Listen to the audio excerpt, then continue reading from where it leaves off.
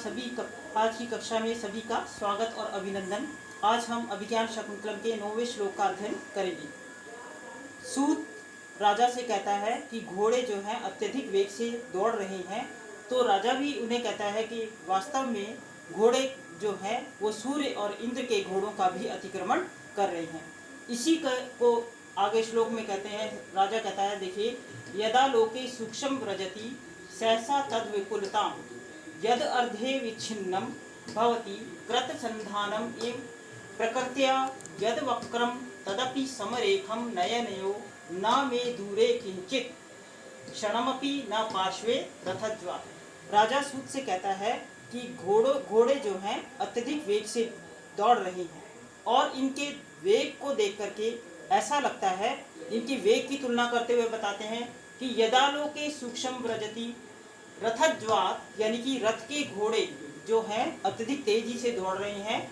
इसके कारण यद आलोके सूक्ष्म व्रजति, यद जो देखने में छोटे लगते हैं, सूक्ष्म व्रजति छोटे लगते हैं, अर्थात दूर होने पर घोड़ों के अत्यधिक वेग होने के कारण दूर वाली जो वस्तु है वह सूक्ष्म व्रजति छोटी दिखाई देती है। और सहसा तद्विपुलताम, और जैसे ही वो समीप आते हैं तो वो क्या है, जैसे ही समीप आते हैं तो वो सहसा ही क्या है, विपुलता को प्राप्त हो जाती है।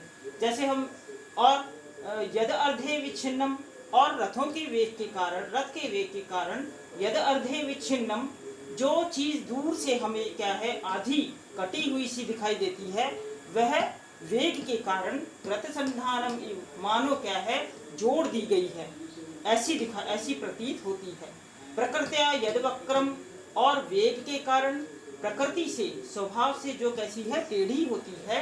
तदपि समरेखम नयनयो, वो क्या है मेरे नेत्रों को ऐसी क्या है समरेखम, यानी कि सीधी रेखा सी प्रतीत होती है।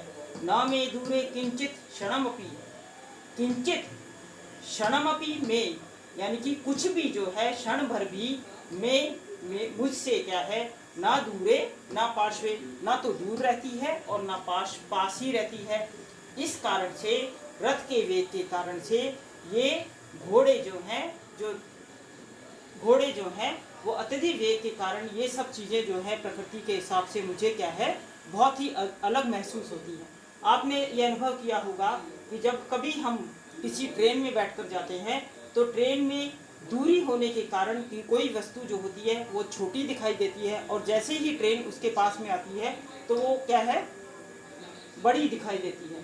इसी प्रकार से यद अर्धे विच्छिन्नम, और किसी चीज के वेग से चलने के कारण जो बीच में से कटी हुई दिखाई देती है वो क्या है, वेग अगर तेजी से होता है तो वो ऐसा लगता है कि मानो जुड़ी हुई सी है। इसी तरह से स्वभाव से जो टेढ़ी होती है, मान लीजिए कोई डंडी स्वभाव से टेढ़ी मेढ़ी है, यदि हम उसको जल्दी चलाते हैं तो वो कैसे लगती है, सीधी रेखा सी प्रतीत होती है। इस तरह से वो राजा कहता है कि वेग के कारण जो घोड़े हैं अत्यधिक तेजी से दौड़ रहे हैं, इसलिए कोई भी वस्तु क्या है दूरी के कारण, ना तो मेरे पास अत्यधिक तेजी से गति होने के कारण ना तो मेरे क्षण भर मेरे पास रहती है और ना ही क्या है दूर रहती है।